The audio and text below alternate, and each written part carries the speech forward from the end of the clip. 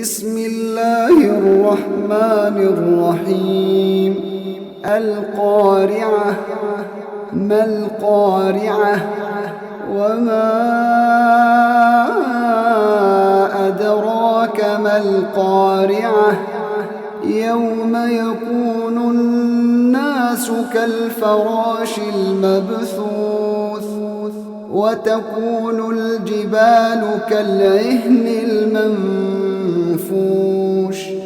فأما من ثقلت موازينه فهو في عيشة راضية، وأما من خفت موازينه فأمه هاوية، وما